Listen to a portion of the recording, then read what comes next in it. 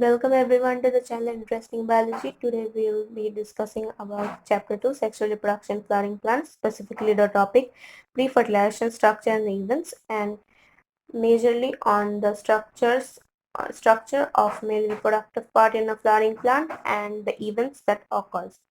So without further ado, let's begin. So let us start from the topic pre-fertilization structures and events. So first of all is the male reproductive part in a flowering plant, which is called stamen. And here you can see the figure of a typical stamen, which consists of two parts, anther and filament. Anther is a bilobe structure and each lobe has two theca, thus it is called dithecous. And anther consists of four-sided structure consisting of four microsporangia located corners, two at each lobe. Microsporangia develop and become pollen sacs by producing pollen grains. Next is filament. It is a long and slender stalk. It attaches the anther to the other terminal. Next topic is the microsporangium. Four microsporangium are present in the anther. Now the microsporangium has four wall layers. The first is epidermis, then endothecium, then middle layers and tapetum.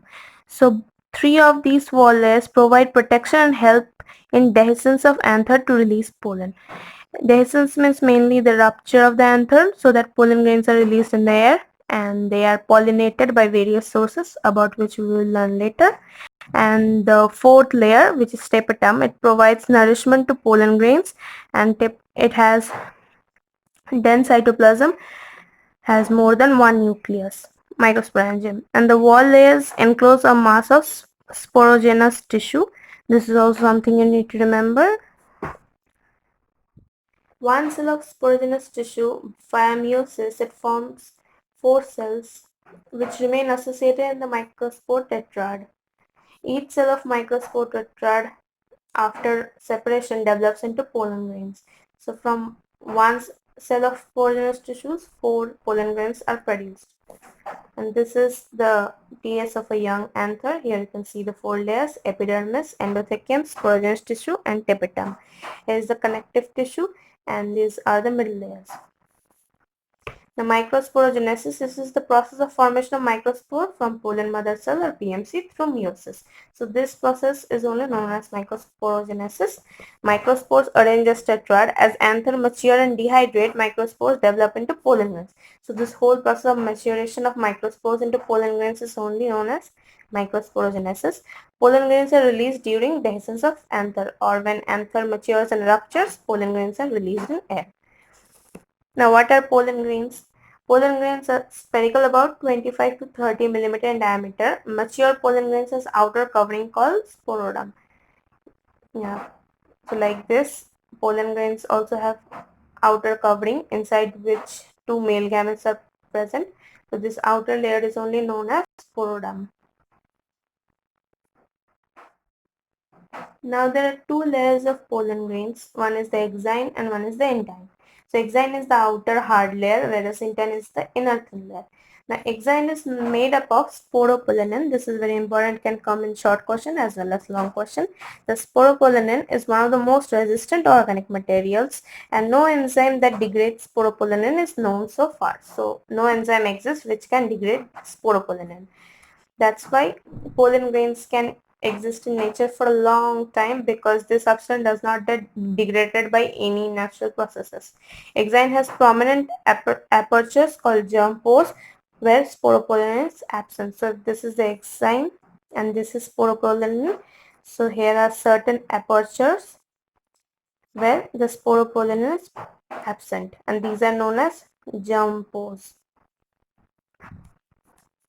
On the other hand, intine is made up of cellulose and pectin. So you need to remember the name of these substances too. And intine is continuous. It does not have any breakage in the outer layering. Pollen grains contain two cells. One is the vegetative cell and one is the generative cell. Vegetative cell is bigger in size, whereas generative cell is smaller in size. Vegetative cell has abundant food reserve and generative cell is spindle shaped, and here nucleus is irregularly shaped, and here it has dense cytoplasm and nucleus. So this is the image of a mature pollen grain. Here you can see the vegetative cell and then the generative cell, which we talked about just now. Now, apart from all of this, there are some points regarding pollen grains. That is, Parthenium or carrot grass came to India as contaminant with imported wheat and causes pollen allergy. This may come in 1 marks. Short question. In 60% of angiosperms, pollen grains are shed at two-cell stage.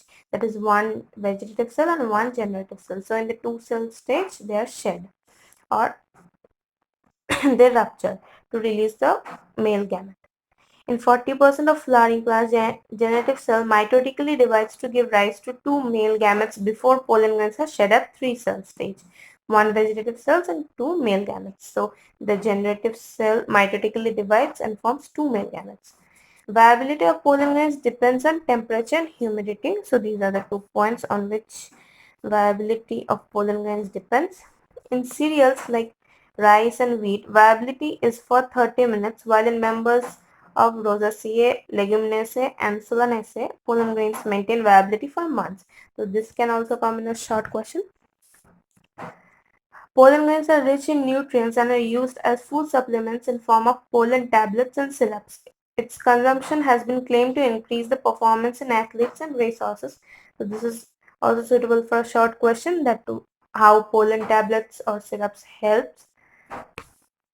Pollen grains of many species are stored for years in liquid nitrogen at minus 196 degrees Celsius. In order to use them in crop breeding programs, such pollens are stored in pollen banks. So this is also eligible for a 1 marks question. These are short points which you can remember just in case it come in 1 marks.